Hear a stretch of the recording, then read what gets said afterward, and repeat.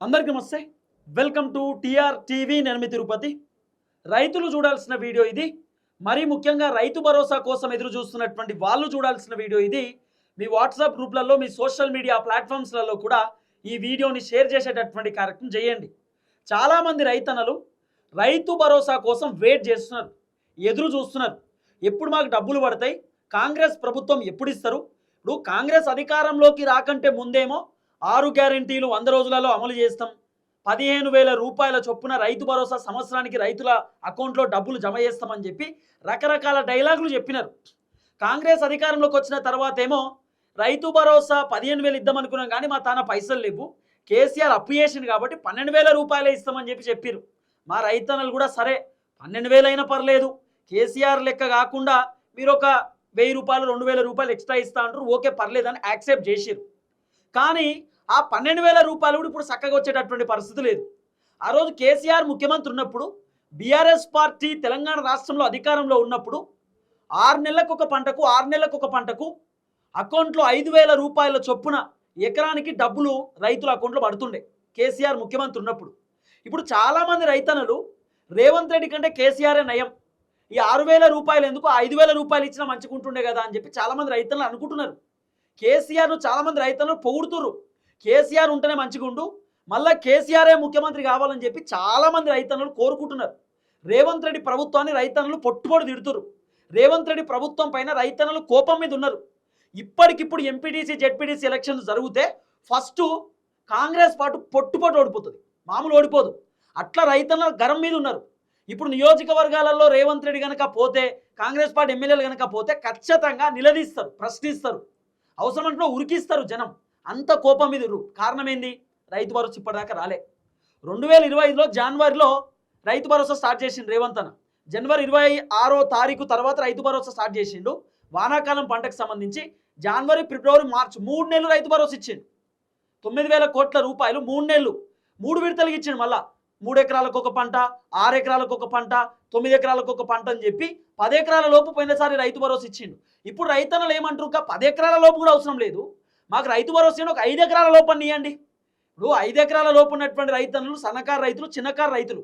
So 5 ఎకరాల లోపు ఉన్న వాళ్ళకన్నా ఇవ్వండి అని చెప్పి రైతన్నలు చెప్తున్నటువంటి మాట. కానీ కాంగ్రెస్ ప్రభుత్వం చలనం లేదు, అసలు కాంగ్రెస్ ప్రభుత్వం మాట్లాడే పరిస్థితే లేదు, అసలు రైతు భరోసా ముచ్చట తీసే పరిస్థితి లేదు. చాలామంది కాంగ్రెస్ పార్టీ ఎమ్మెల్యేలు నియోజకవర్గాలలో తిరుగుతుంటే రైతన్నలు అడుగుతురట, సార్ మీరు రైతు భరోసా ఇస్తా అన్నారు కదా, సార్ మీరు పెన్షన్ ఇస్తా అన్నారు కదా, మీరు పంట బోనస్ ఇస్తా అన్నారు, కౌలు రైతుల పైసలు ఇస్తా అన్నారు, రుణమాఫీ చేస్తా అన్నారు, యూరియా బత్తాలు మా దగ్గర లేవు, మా పరిస్థితి ఏందని చెప్పి రైతన్నలు అడిగితే ఎమ్మెల్యేలు సమాధానం చెప్పే పరిస్థితి లేదు, కారెక్కి వెళ్ళిపోతున్నారు, ఆయన పారిపోతున్నారు. అంటే ఇంత ఘోరమైనటువంటి పరిస్థితి నియోజకవర్గాలలో ఉంది. అయితే రేవంత్ అన్నకు ఒక సర్వే రిపోర్టు భారీ షాక్ ఇస్తున్నది. అదేంటి అనేది మనం డెప్త్గా మాట్లాడుకుందాం. ఫస్ట్ టైం మన ఛానల్ చూస్తున్నటువంటి వాళ్ళు దయచేసి సబ్స్క్రైబ్ చేయండి, షేర్ చేయండి, లైక్ చేయండి. మీరు సబ్స్క్రైబ్ చేసుకోవడం ద్వారా నాకు కొండంత ధైర్యం వస్తుంది, బలం వస్తుంది. నేను ఇంకా గట్టిగా వీడియోలు చేసేటటువంటి కార్యక్రమం చేస్తాను. మీ సమస్యల పైన నేను గట్టిగా పోరాటం చేస్తాను. రైట్గా టాపిక్లోకి పోతే, రేవంత్ అన్న కలెక్టర్లతోటి సమావేశమైంది, కలెక్టర్లతో మాట్లాడే కార్యక్రమం చేసిండు. 33 జిల్లాలకు సంబంధించినటువంటి కలెక్టర్లతో రేవంత్ అన్న గ్రౌండ్ రిపోర్ట్ తెలుసుకున్నాడు. అసలు పరిస్థితి ఎట్లుంది, మీ జిల్లాలో సిచ్యువేషన్ ఏంది, మీ జిల్లాలో కాంగ్రెస్ ప్రభుత్వం పైన జనాలు ఏమనుకుంటున్నారు, మీ జిల్లాలో ఎన్ని పథకాలు వచ్చినాయి, ఆ పథకాల పైన పబ్లిక్ ఒపీనియన్ ఏంది, నా పరిపాలన పైన జనాలు ఏమని మాట్లాడుకుంటారు అని చెప్పి కలెక్టర్లతో రేవంత్ రెడ్డి డిస్కస్ చేసేటటువంటి కార్యక్రమం చేసిందట. రేవంత్ అన్న ఒక ఇంటెలిజెన్స్ రిపోర్ట్ కూడా తెప్పించుకున్నాడు, రేవంత్ అన్న ఒక సర్వే రిపోర్ట్ కూడా తెప్పించుకున్నాడు. రేవంత్ అన్న ఏ రిపోర్ట్ తెప్పించుకున్నా ఫస్ట్ రిపోర్ట్లో వస్తున్నటువంటి అంశం రైతు భరోసా. చాలా సర్వే రిపోర్ట్లు, ఇంటెలిజెన్స్ రిపోర్టు కలెక్టర్లతో రేవంత్ అన్న మాట్లాడినా కూడా చాలామంది కలెక్టర్లు కూడా, సార్ రైతులు కోపం మీద ఉన్నారు, రైతులు చాలామంది కాంగ్రెస్కు వ్యతిరేకంగా ఉన్నారు, రైతులు చాలామంది కాంగ్రెస్ ప్రభుత్వాన్ని తిడుతుర్రు, మీ పరిపాలన పైన రైతులు గరం మీద ఉన్నారు. కారణం ఏంది? యూరియా బత్తాలు లేవు, యూరియా బత్తాలు యాప్లలో పెట్టిన యాప్లో యూరియా బత్తాలు ఒక్కటి కనబడతలేవు. ఆఖరికి గుల్మర్ సెంటర్ పోతే యూరియా బత్తాలు లేవు అని చెప్తున్నారు, ఇచ్చే పరిస్థితి లేదు. యూరియా బత్తాల కొరత ఫస్ట్ ఇష్యూ, యూరియా బత్తాలు లేవు. రెండోది రైతు భరోసా. రైతు భరోసా డిసెంబర్లో ఇవ్వాల్సింది ఇప్పటిదాకా ఇవ్వలేదు, మార్చి వరకు. ఇంకెప్పుడు ఇస్తాడు, ఎందుకు ఇస్తలేడు, ఎందుకు ఇంత లేట్ చేస్తున్నాడు అనేది ఒక పెద్ద క్వశ్చన్ మార్క్. అందుకే రేవంత్ రెడ్డి ప్రభుత్వం పైన కంప్లీట్ రైతులు వ్యతిరేకంగా ఉన్నారు. దాదాపు 80 లక్షల మంది రైతులలో 80 లక్షల మంది రైతులలో సుమారు 60 లక్షల మంది రైతులు కాంగ్రెస్ ప్రభుత్వం పైన తీవ్రమైనటువంటి వ్యతిరేకంగా ఉన్నారట. తీవ్రమైన వ్యతిరేకత 60 లక్షల మంది రైతులు. ఈ ఎంపీటీసీ జెడ్పీటీసీ ఎన్నికలలో ఈ 60 లక్షల మంది రైతులు కనుక ఓటు వేయకపోతే కాంగ్రెస్ పని ఖతమయ్యే అవకాశం ఉండొచ్చు. ఎందుకంటున్నా ఈ మాట అంటే, ఇప్పుడు ఎంపీటీసీ జెడ్పీటీసీ ఎన్నికలలో ఓట్లు వేయాల్సింది మొత్తం కూడా సామాన్య జనం, అంటే విలేజ్లో ఉండాల్సినటువంటి జనం, గ్రామాలలో ఉన్నటువంటి జనం వేయాలి. ఈ గ్రామంలో జనం ఎవరు ఉంటారు? రైతన్నలే ఉంటారు. ఒక్క రైతన్న ఓటు వేయకపోతే రైతన్న కుటుంబ సభ్యులు కూడా ఓటేయరు. రైతన్న ఒక్క ఆయన ఓటేయకపోతే వాళ్ళ కుటుంబ సభ్యులు వేయరు, వాళ్ళ భార్య వేయరు, వాళ్ళ పిల్లలు వేయరు, వాళ్ళ కుటుంబ సభ్యులు కూడా ఓటేయరు. అట్లా మాట్లాడుకుంటూ పోతే 1,00,00,000 మంది ఓట్లు కాంగ్రెస్కు పడే అవకాశం ఉండకపోవచ్చు. ఇప్పుడు కానీ ఎప్పుడైనా కానీ ఇంత ఘోరమైన సిచ్యువేషన్స్ ఉండొచ్చు. కాబట్టి రేవంత్ అన్న మరి ఎట్లా చేద్దామని ఇప్పుడు మొత్తం ఆగమాగం అవుతుండట. మొత్తం వ్యతిరేకత, రైతులకు సంబంధించిన వ్యతిరేకత ఉంది కాంగ్రెస్ పైన. రైతులు ప్రభుత్వానికి ఓటేసే పరిస్థితి లేదు.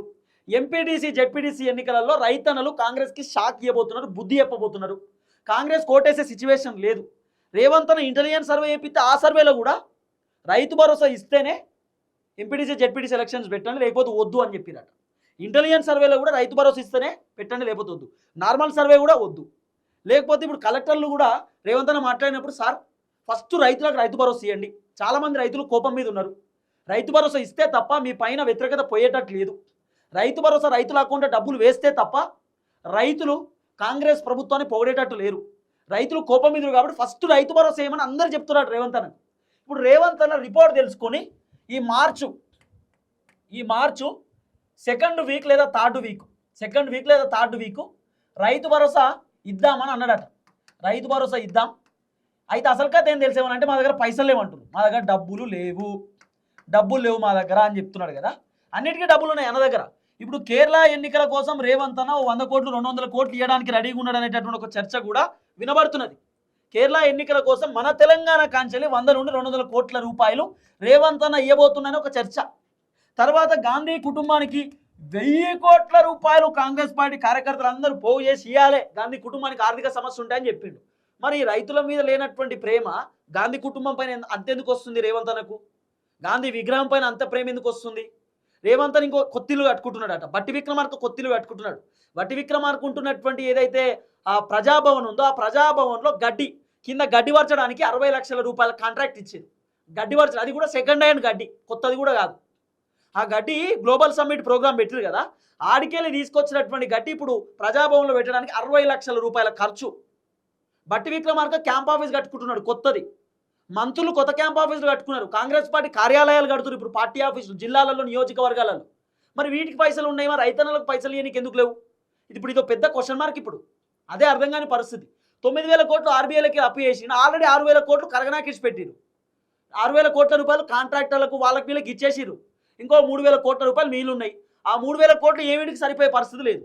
ఆ 3,000 కోట్లు కథం చేయడానికి రెడీ అయ్యారు. ఇప్పుడు మళ్ళీ ఇంకోటి ఎన్నో అప్పు చేస్తారట. అప్పు చేసి రైతు భరోసా ఇస్తారట. కేంద్రం నుండి ఏదో పైసలు పట్టుకొస్తారట. ఇప్పుడు కేంద్ర ప్రభుత్వం ఓకే చెప్తే బ్యాంకులు పైసలు ఇచ్చేటట్టు ఒక 5,000 కోట్ల రూపాయలు వేరే కాడ నుండి పట్టుకొచ్చి ఆ 5,000 కోట్లు ఈ 3,000 కోట్లు అడ్జస్ట్ చేసి అప్పుడు రైతు భరోసా అకౌంట్లో వేస్తారట.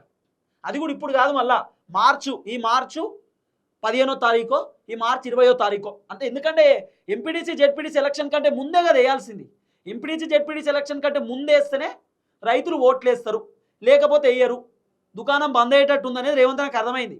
కాబట్టి చెప్పిరట, రైతు భరోసా ఇచ్చినాకనే ఎలక్షన్స్లోకి పోండి, లేకపోతే ఫెయిల్ అవుతారని చెప్పిరట. అందుకే రేవంత్ అన్న సర్వే రిపోర్ట్లు అన్నీ చూసి ఎట్టి పరిస్థితుల్లో రైతు భరోసా ఇవ్వాల్సిందే, లేకపోతే ఇబ్బంది అవుతుంది అనేటటువంటి ఆలోచనలో ఉన్నాడు. కలెక్టర్లతో మీటింగ్ పెట్టినప్పుడు 99 డేస్ యాక్షన్. రేవంత్ అన్న అధికారంలోకి వచ్చి 822 రోజులు అవుతున్నది. 822 రోజులలో కట్టలు కట్టింది ఏం లేదు. ఈ 99 రోజుల యాక్షన్ ప్లాన్లో భూకంపం బద్దలు కొడుతున్నాడు. Action plan 99 days. ఇప్పుడు ఈ 99 రోజుల యాక్షన్ ప్లాన్లో రైతు భరోసా ఇస్తారట, 2,500 ఇస్తారట, మహిళలకు 4,000 రూపాయల పెన్షన్ ఇస్తారట, నిరుద్యోగులకు ఉద్యోగాలు ఇస్తారట, అన్ని 99 రోజులనే చేస్తారట. ఈ డ్రామా ఎందుకు? ఎంపీటీసీ జెడ్పీటీసీ ఎలక్షన్స్ ఈ 99 రోజుల మధ్యలోనే ఎలక్షన్స్ పెట్టినామనుకో పని అయిపోతుంది. రైతులను నమ్మించినట్టుంటుంది, జనాలను నమ్మించినట్టుంటుంది, ఎలక్షన్లో గెలిచినట్టుంటుంది. ఇది రేవంత్ అన్న బాధ. ఇప్పుడు 100 రోజులలో 6 గ్యారెంటీలు అమలు చేస్తా అని చెప్పి అటే వీకింది. ఇప్పుడు 99 రోజులలో అద్భుతాలు చేస్తాడు, యాక్షన్ ప్లాన్ అట. ఇప్పుడు మళ్ళీ మార్చి 15వ తారీఖు నుండో 20వ తారీఖు నుండో రేవంత్ అన్న జిల్లాల పర్యటన చేయబోతున్నాడట. నాకు తెలిసి రేవంత్ అన్న జిల్లాల పర్యటన చేసే కంటే ముందే రైతు భరోసా మీ అకౌంట్లో పక్కా వేస్తారు, మీరు రాసి పెట్టుకోరు. నేను చెప్తున్నా కదా, మీరు చెప్తున్నాను రాసి పెట్టుకోరు. రేవంత్ అన్నకు సర్వే రిపోర్ట్లు వచ్చినాయి, చాలా రిపోర్ట్లు. ఆ రిపోర్ట్లలో రైతులు వ్యతిరేకంగా ఉన్నారు, రైతు భరోసా ఇయ్యకపోతే ఖచ్చితంగా ప్రభుత్వానికి ఇబ్బంది అవుతుందని చెప్పి రిపోర్ట్ వచ్చింది. ఇప్పుడు రేవంత్ అన్న ఏం చేస్తున్నాడు, ఏ జిల్లాలో 33 జిల్లాలలో ఏ జిల్లాలో కాంగ్రెస్ పైన వ్యతిరేకత ఉంది ఏం కథ అని చెప్పి తెలుసుకుంటున్నాడు రిపోర్టు. ఆయనకు వచ్చింది కదా, సుమారు 22 జిల్లాలలో రేవంత్ రెడ్డి ప్రభుత్వం పైన వ్యతిరేకత ఉందట. ఈ 22 జిల్లాలలో రేవంత్ అన్న పర్యటన చేయడానికి రెడీ అవుతున్నాడు. అది హెలికాప్టర్ పర్యటనో, లేకపోతే కార్లో తిరుగుతాడో, లేకపోతే బస్సులో తిరుగుతాడో, కానీ పర్యటన చేస్తారట, సమస్యలు తెలుసుకుంటాడట. మరి సమస్యలు తెలుసుకొని పోతే ఫస్ట్ రైతన్నలే కోప్పడతారు. రైతన్నల సమస్యలు ఎక్కువ ఉంటాయి కాబట్టి ఏదైనా చేద్దాం, ఎట్టి పరిస్థితులలో రైతు భరోసా ఇద్దాం. ఎందుకంటే ఇప్పుడు రేవంత్ అన్న కనుక జిల్లాలలో పోయింది అనుకో, రైతన్నలు చాలా మంది రైతు భరోసా ఏమైందని అడుగుతారు. అట్లా అడగొద్దు అంటే, రైతులు రేవంత్ రెడ్డి పైన తిరుగుబాటు చేయొద్దు అంటే, రైతులు రేవంత్ రెడ్డి పైన మరలబడొద్దు అంటే, రేవంత్ రెడ్డిని ప్రశ్నించొద్దు అంటే రేవంత్ రెడ్డి రైతు భరోసా ఇవ్వాలి. రైతు భరోసా ఇచ్చిన తర్వాతనే రేవంత్ రెడ్డి జిల్లాల పర్యటన పోతారట. ఇప్పుడు ఇదో ఇష్యూ నడుస్తుంది. కానీ మొత్తానికి రైతు భరోసా సర్వే రేవంత్ రెడ్డికి పెద్ద షాక్లు ఇస్తున్నాయి. ఎలక్షన్స్ అయినా ఏమైనా రైతు భరోసా ఇచ్చిన తర్వాతనే మీరు చేయండి, లేకపోతే వద్దు అని చెప్పి చాలా సర్వే రిపోర్ట్లు వచ్చినాయట. సో రేవంత్ అని ఇప్పుడు ఉలిక్కిపడి, మనం జిల్లాల పర్యటన ఉన్నది, రైతు భరోసా ఇచ్చినాకనే పోవాలి మనం, లేకపోతే ఇబ్బంది అవుతుందని రేవంత్ రెడ్డికి అర్థమైంది. రైతు భరోసాకు డబ్బులు రెడీ చేయమని చెప్పిరట, కేంద్రంతో కూడా మాట్లాడుతురట. బడ్జెట్ వచ్చిన వెంటనే ఇద్దామనేటటువంటి ఆలోచనలో ఉన్నారట. ఆల్రెడీ 9,000 కోట్లు ఖతం చేసిర్రు, ఇప్పుడు మళ్ళీ ఏదో అప్పులు చేస్తారట రైతుల కోసం. చూద్దాం ఎక్కడ దాకా పోతుందో. దయచేసి వీడియో అందరికి షేర్ చేయండి. అందరికి నమస్తే, థ్యాంక్ యూ సో మచ్, జై తెలంగాణ. కానీ రైతు భరోసా మాత్రం మార్చి 2వ వారం అంటారు. ఇప్పుడు ఎంత ఇవాళ 4వ తారీఖు కదా, 15వ తారీఖు అంటారు, కొంతమంది 10వ తారీఖు అంటారు, 20వ తారీఖు అంటారు, కానీ మార్చిలోనే ఇస్తారట. రేవంత్ అన్న జిల్లాల పర్యటన పోకంటే ముందే రైతు భరోసా ఇచ్చే ఆలోచనలో ఉన్నారట. చూడాలి మరి ఇది ఎక్కడ దాకా పోతుందో. ఇక వీళ్ళకు నేను ఏమంటున్నా, కాంగ్రెస్ ప్రభుత్వానికి బుద్ధి లేదు, కాంగ్రెస్ ప్రభుత్వానికి మినిమం కామన్ సెన్స్ లేదు. ఏమన్నా అంటే మేము అది చేస్తాం ఇది చేస్తామని చెప్పుడు తప్ప రైతులను గాలికిడిచి పెట్టారు. రైతులకు రైతు భరోసా ఇచ్చే పరిస్థితి లేదు. మహిళలకు 2,500 అన్నారు, ఇవ్వలేదు. పెన్షన్లు అన్నారు, ఇవ్వలేదు. నిరుద్యోగులు ఉద్యోగాలు ఇవ్వలేదు. నిరుద్యోగులు నిరుద్యోగ భృతి ఇవ్వలేదు. ఏదో కాలేజీలు కడతాం, ఏదో ఇంటర్నేషనల్ స్కూల్ కడతాం అన్నారు, అన్నీ ఫెయిల్. కాంగ్రెస్ ప్రభుత్వం గుండు సున్నా. కాంగ్రెస్ ప్రభుత్వం జనాలను మోసం చేసిరు, ఇది వాస్తవం. చూద్దాం ఏం జరగబోతుందో. దయచేసి వీడియో అందరికి షేర్ చేయండి. ఇక కొంతమంది నన్ను తిడతా ఉన్నారు, తిట్టేవాళ్ళు తిట్టుకోండి, నాకు పెద్ద ప్రాబ్లం ఏం లేదు. ఎందుకంటే నేను పోరాటం చేసేది, ఫైట్ చేసేది నా రైతన్నల కోసం. నా రైతన్నల కోసం ఎక్కడ దాకా పోనీకన్నా నేను రెడీగా ఉన్నా. కాంగ్రెస్ ప్రభుత్వాన్ని ప్రశ్నించడానికి రెడీగా ఉన్నా. కాంగ్రెస్ ప్రభుత్వం పైన యుద్ధం చేయడానికి రెడీగా ఉన్నా. చాలామంది నన్ను తిడతా ఉన్నారు, బూతులు మాట్లాడుకుంటున్నారు, ఏదేదో మీ ఇష్టం. తిట్టేటోళ్ళు కూడా మా వాళ్ళే అనుకుంటున్నాను. నాకు సపోర్ట్ చేసే వాళ్ళు చాలామంది ఉన్నారు, నేను మాట్లాడే మాటలను మెచ్చుకునే వాళ్ళు ఉన్నారు, నా వెనకాల నిలబడి ఉన్న వాళ్ళు చాలామంది రైతన్నలు ఉన్నారు. రైతన్నల కోసం నేనున్నా, నా కోసం వాళ్ళు ఉంటారు. తిట్టేవాళ్ళు తిట్టుకోండి, నో ప్రాబ్లం. తిట్టేవాళ్ళని నేను పట్టించుకోను. చూద్దాం ఏం జరగబోతుంది. అందరికీ నమస్తే, థ్యాంక్ యూ సో మచ్, జై తెలంగాణ.